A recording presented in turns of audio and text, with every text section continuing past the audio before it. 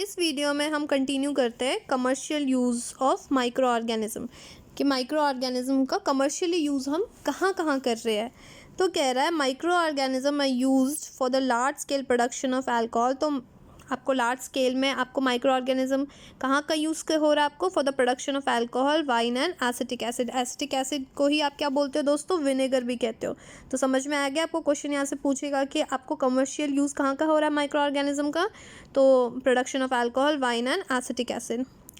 East is use for the commercial production of alcohol and wine. तो east आपका commercial production किस में help कर रहा है आपको, अल्कोहल एंड वाइन के लिए।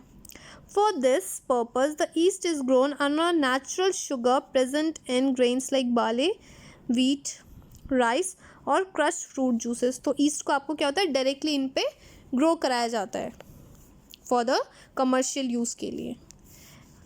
अब दे रखा है आपको एक्टिविटी 2.4। एक्टिविटी 2.4 में क्या बोल रहा है, take 500 ml beaker filled up to 3/4 with water। आपको 500 ml लेना है आपको और उसको फिल कितना करना है आपको, at least 3/4 with water. Dissolve 2 to 3 table spoon of sugar in it. आप उसमें 2 से 3 चम्मच शुगर डाल दीजिए। And half a spoon of east powder on a sugar solution. उस शुगर सोल्यूशन में आपने क्या कर लिया, आपने हाफ टी स्पून आपने ईस्ट पाउडर को ऐड कर लिया। Keep it cover in a warm place for 4 to 5 hours. आप 4 से 5 घंटे के लिए किसी वार्म प्लेस पे रख दीजिए। कह रहा है now smell the solution, can you get the smell. बोल रहा अब आप उस जो सोल्यूशन है आप उसको स्मेल करके देखिए आपको कैसा आपको आ रहा है, स्मेल कैसा आ रहा है आपको। This is the smell of the alcohol as the sugar has been converted into alcohol by yeast. तो कह रहा है ये स्मेल किस चीज़ का है आपको, शुगर का है। क्या कन्वर्ट कर रहा है आपको, अल्कोहल में कन्वर्ट हो रहा है आपका। फाइन, कौन कन्वर्ट कर रहा है आपको, ईस्ट कन्वर्ट कर रहा है। This process of conversion of the sugar into alcohol is known as fermentation. तो फर्मेंटेशन क्या हो गया आपका, the conversion of sugar into alcohol. Sugar आपका अल्कोहल में कन्वर्ट हो रहा है तो इसलिए वो आपको स्मेल आ रहा है। और कन्वर्ट कौन कर रहा है आपको, ईस्ट कर रहा है आपको, ठीक है। अब बोल रहा है आपको Louis Pasteur discovered the fermentation in 1857। ये आपको क्वेश्चन आएगा, इस चीज़ को ध्यान रखना है कि किसने डिस्कवर किया था और कब डिस्कवर किया था फर्मेंटेशन को। नेक्स्ट है आपका medicinal use of microorganism. Microorganism का मेडिसिनल यूज़ क्या है, कह रहा है इसमें whenever you fall ill the doctor may give you some antibiotics tablet. जब हमारी तबीयत ख़राब होती है तो क्या होता है, डॉक्टर एंटीबायोटिक देते हैं, कोई एंटीबायोटिक कैप्सूल दे देते हैं या फिर आपको इंजेक्शन देते हैं, सच एज पेनिसिलिन। पेनिसिलिन बहुत कॉमन एग्जाम्पल है आपका एंटीबायोटिक का। The source of this medicine is micro organism. तो इनका सोर्स क्या हो गया दोस्तों, माइक्रो ऑर्गेनिज्म ही आपका सोर्स है। These medicines kill or stop the growth of the disease causing microorganism। ये क्या करता है आपके माइक्रो ऑर्गेनिज्म, आपको जो डिजीज़ होती है उसके जो आपको कॉज कर रहा है, जो भी आपको बैक्टीरिया है क्या कर रहा है, आपको एंटीबायोटिक देने के बाद उसकी ग्रोथ को स्टॉप कर रहा है या फिर किल कर रहा है। सच मेडिसिन आर कॉल्ड एंटीबायोटिक। तो इन मेडिसिन को हम क्या बोलते हैं, एंटीबायोटिक्स बोलते हैं। These days a number of antibiotics are being produced from the bacteria and fungi. तो क्या बोल रहा है, नंबर ऑफ एंटीबायोटिक्स प्रोड्यूस हो रहे हैं बैक्टीरिया एंड फंजाई से। तो ध्यान रखना, आपको क्वेश्चन आएगा कि हम एंटीबायोटिक्स कैसे प्रिपेयर कर रहे हैं, तो बैक्टीरिया एंड फंजाई से। आपको यहाँ पे एग्जाम्पल दे रखा है एंटीबायोटिक्स का, streptomycin, tetracycline and erythromycin are some common of the example of antibiotics. Continue करते हैं नेक्स्ट पेज पे।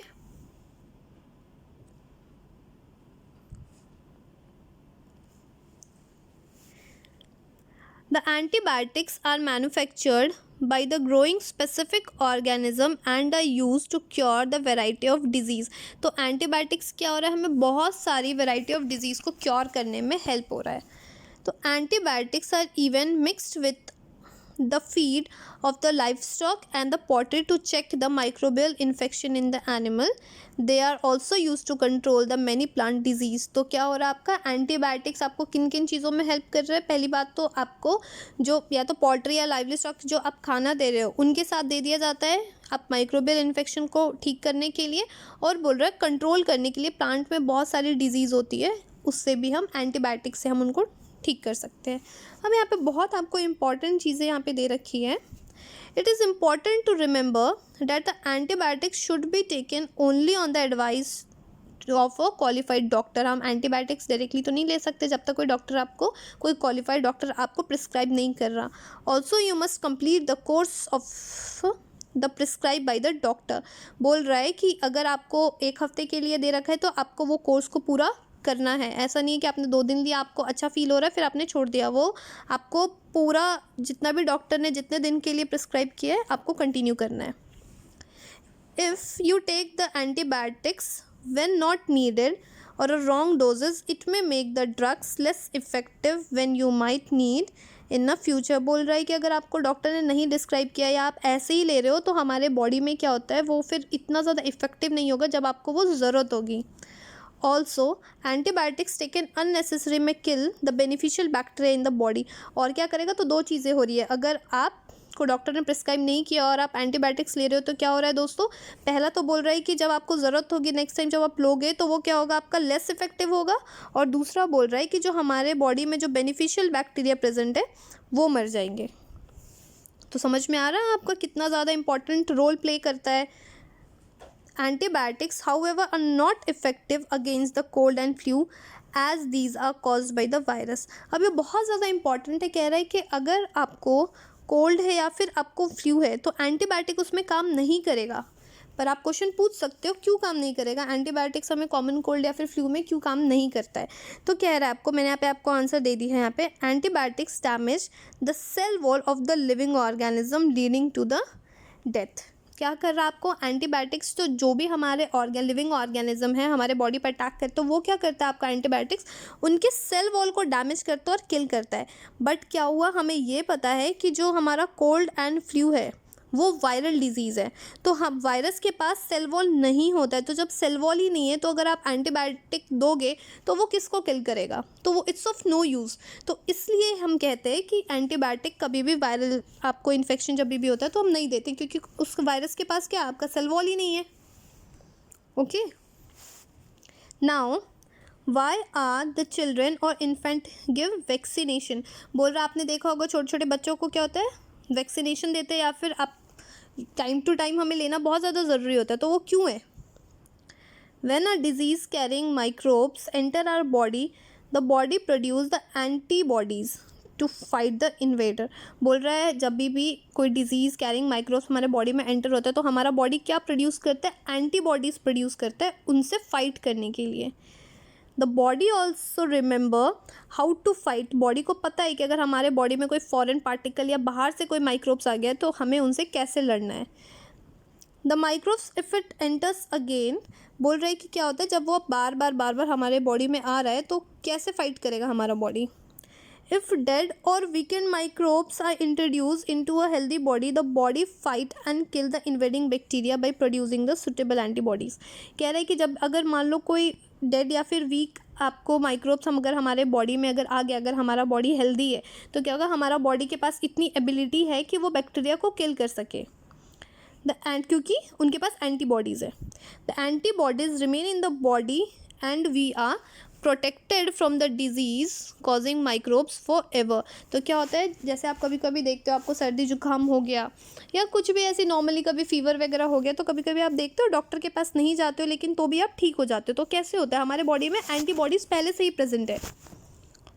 This is how a vaccine work. तो ये आपको बता रहा है कि वैक्सीन कैसे वर्क करता है। Several disease including the cholera, tuberculosis, small pox and hepatitis can be prevented by vaccination.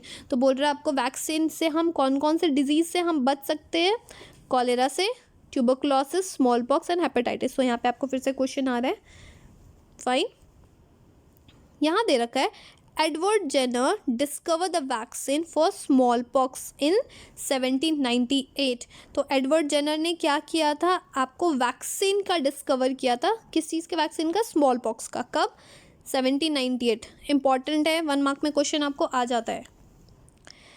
If your childhood you must have been given the injection to protect your self against the several disease. जब हम बच्चे होते हैं तो हमें बहुत सारे injections लगते हैं ना, तो बोल रहा है कि can you prepare a list of these disease you may take help from your parents. बोल रहा है जैसे आप बचपन में रहते हो तो BCG का लेते हो, या फिर आपको बहुत सारी चीज़ों के आपको वैक्सीन्स लगते हैं ना, पोलियो का लगता है आपको, तो ये सारी चीज़ें आपको दे रखी है। It is essential to protect all children against this disease. तो क्या होता है, बच्चों को इन सारे डिजीज़ से बचाना बहुत ज़्यादा ज़रूरी होता है, तो इसलिए हम बच्चों को क्या देते हैं, वैक्सीन्स। हम जो पर्टिकुलर टाइम डिसाइडेड रहता है, डॉक्टर जब बोलते हैं हम, तब वो पर्टिकुलर वैक्सीन्स लगवा लेते हैं। Necessarily vaccines are available in the nearby hospital. Vaccines आपके हॉस्पिटल्स में ईजिली अवेलेबल होते हैं।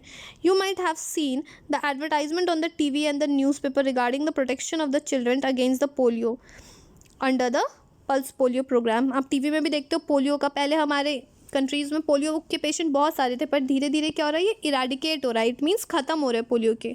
Polio drops given to the childrens are actually a vaccine. तो जो आप पोलियो ड्रॉप्स जो आप ऐड सुनते हो ना, 2 बूंद ज़िंदगी के लिए, वो है क्या? वो आपका वैक्सीन ही है। World wide campaign against the smallpox has finally led to the eradication from the most part of the world। तो smallpox का आपको क्या रहा, बहुत ज़्यादा जगह पे आपको eradicate हो चुका, मीन्स ख़त्म हो चुका आपका smallpox। These days the vaccine are made on a large scale from the microorganism to protect the human and the animals from the several disease। तो क्या कह रहा है, आपको बहुत सारे आपको ऑर्गेनिज्म, माइक्रो ऑर्गेनिज्म से हमारी बॉडी को प्रोटेक्ट करता है वैक्सीन। नेक्स्ट है आपका इंक्रीजिंग सॉइल फर्टिलिटी। तो यहाँ तक तो हमें समझ में आ गया कि आपका माइक्रो ऑर्गेनिज्म में वो कहाँ कहाँ यूज़ कर रहा है। तो माइक्रो ऑर्गेनिज्म आपको एंटीबॉडीज़ में हेल्प कर रहा है, एंटीबॉडीज़ में, एंटीबायोटिक्स में हेल्प कर रहा है, आपको वैक्सीन्स बनाने में हेल्प आ रहा है। यहाँ देखिए वर्ल्ड वाइड जो हम यूज़ कर रहे हैं वहाँ पे हमको हेल्प कर रहा है। नेक्स्ट दे रखा है आपको इंक्रीजिंग सॉइल फर्टिलिटी। तो माइक्रो ऑर्गेनिज्म सॉइल की फर्टिलिटी को भी बढ़ाने में बहुत ज़्यादा इंपॉर्टेंट रोल प्ले करता है। कह रहा है आपको सम बैक्टीरिया, फिगर 2.7 में, are able to fix nitrogen from the atmosphere to re enrich the soil with the nitrogen and increase the fertility. ये मैं आपको अभी पहले बता चुकी हूँ लास्ट वीडियो में कि आपको कौन सा बैक्टीरिया हेल्प कर रहा है सॉइल की फर्टिलिटी को इंक्रीज करने के लिए। डैट इज राइजोबियम बैक्टीरिया, जो कि आपका लेग्यूम्स प्लांट में प्रेजेंट होता है। These microbes are commonly called biological nitrogen fixers. तो इनको क्या बोलते हैं, बायोलॉजिकल नाइट्रोजन फिक्सर्स कहते हैं। क्यों? क्योंकि वो एटमॉस्फेरिक नाइट्रोजन को सॉल्युबल फॉर्म में कन्वर्ट करता है, सो डैट प्लांट उस नाइट्रोजन को अब्जॉर्ब कर सके। फाइन, तो इसलिए उनको हम क्या बोलते हैं, बायोलॉजिकल नाइट्रोजन फिक्सर्स कहते हैं। बढ़ते हैं हम आगे। यहाँ दे रखा है आपको क्लीनिंग द इन्वायरमेंट। तो कैसे क्लीन कर रहा है आपके इन्वायरमेंट को, कह रहा है आपको क्लीनिंग द इन्वायरमेंट में Boojho and Paheli has observe the school gardener making manure. Boojho and Paheli ने क्या देखा है, आपको स्कूल गार्डनिंग में मैन्योर बनाते हुए देखा है। Along with the friends they collected the waste of plant, vegetables and fruits from nearby houses and garden. तो वो क्या करते, कलेक्ट करते प्लांट, वेजिटेबल एंड फ्रूट्स, जो कि वेस्ट प्रोडक्ट है आपको, या तो प्लांट का वेस्ट प्रोडक्ट, वेजिटेबल या फ्रूट्स का waste product nearby house या गार्डन से कलेक्ट करते हैं। They put them in a pit mean for a waste disposal. वो किस में डालते हैं, पिट मीन्स गड्ढे में डाल देते हैं जिन्होंने बनाया होता है वेस्ट डिस्पोजल के लिए। After some time it decompose and got converted to a manure. तो क्या होता है, कुछ टाइम बाद, कुछ महीनों बाद वो क्या होता है, जो आपका वेस्ट प्रोडक्ट था प्लांट, वेजिटेबल एंड फ्रूट्स का, वो मैन्योर में कन्वर्ट हो जाता है, मीन्स खाद में कन्वर्ट हो जाता है। Boojho and Paheli wanted to know how this had happen. तो ये कैसे हो रहा है, तो इसमें देखिए आपको क्या कह रहा है, एक्टिविटी 2.5 से आपको समझाएगा ये। Take 2 pots and fill each pot half with the soil. 2 pot ले लीजिए और दोनों को क्या करिए आप, हाफ तक आप सॉइल डाल दीजिए। Mark them A and B, A and B उसमें मार्क करना है आपको। Put plant waste in pot A and things like polythene bag, empty glasses, bottles and broken piece toys in pot B.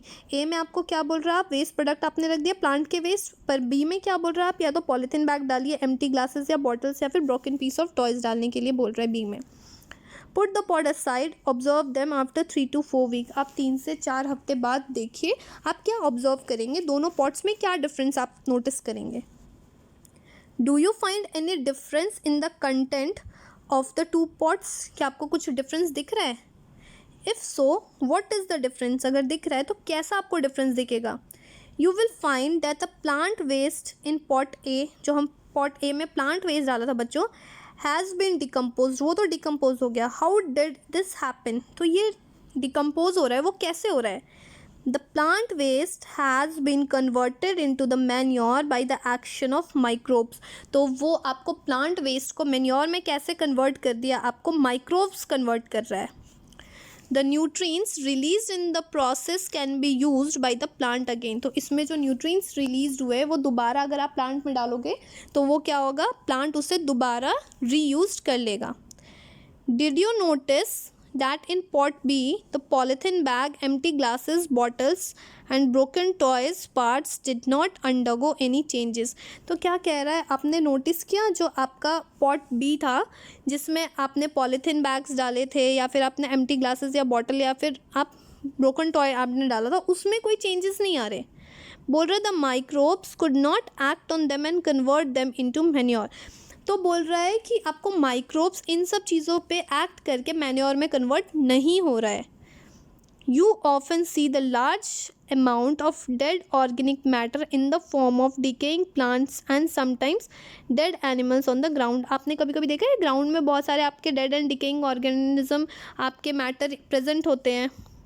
You find they are disappear after some time. आप देखते हो ना कुछ सड़ी हुई चीज़ें हैं, स्मेल आती है, लेकिन कुछ टाइम बाद आप देखते हो वो ख़त्म हो जाती है। This is because the microorganism decompose dead organic waste of the plant and the animals converting them into the simple substances.